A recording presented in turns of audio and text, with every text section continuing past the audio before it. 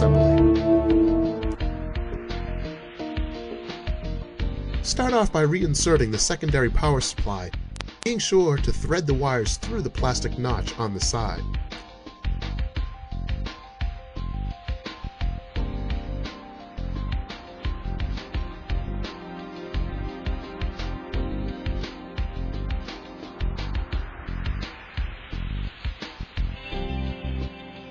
Then reinsert the 4 screws in the corners.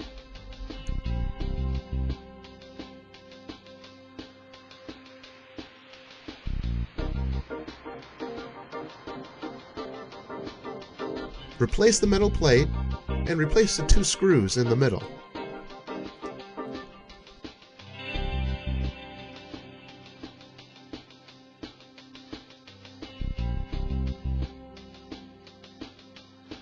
Then reinsert the main PC board by making sure that it lines up to the slots and press firmly into place. You will then need to replace all 6 screws around the heatsink.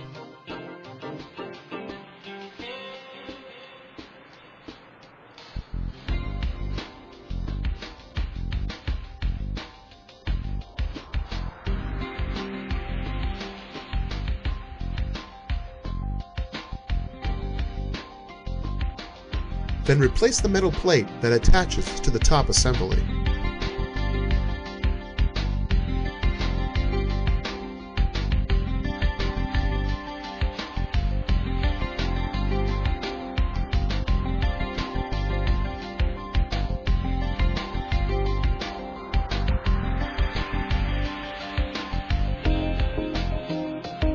Then reattach the top assembly to the unit by turning it over and placing it back over the top of the bottom assembly and main PC board. You will then need to replace all 12 screws located around the unit, which we will quickly demonstrate here for you.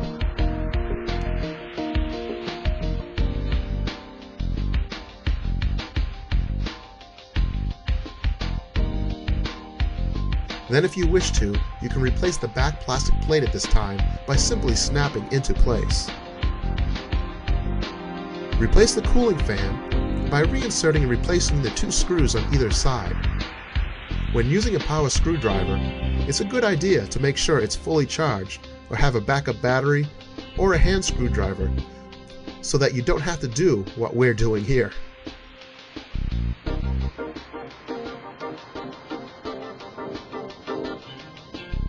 You can then reinsert the 2 heat sinks and securely screw them back into place.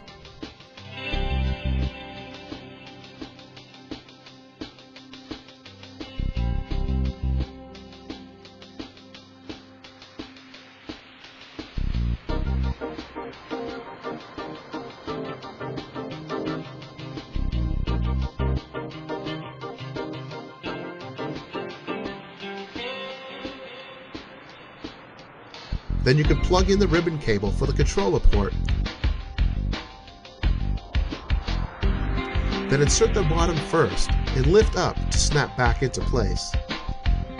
Then, if you haven't already done so, reattach the back plate by snapping into place. Don't be confused, we showed you that twice.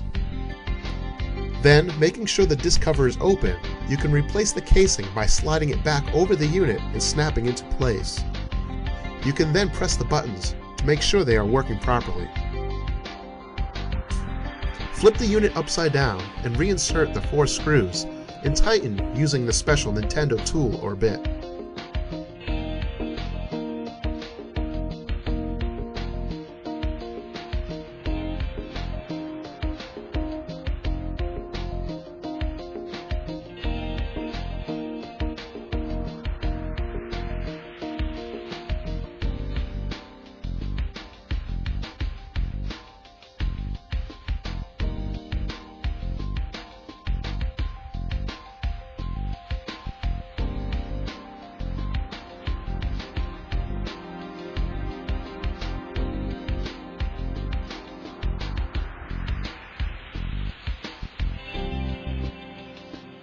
And that completes the Gamecube reassembly.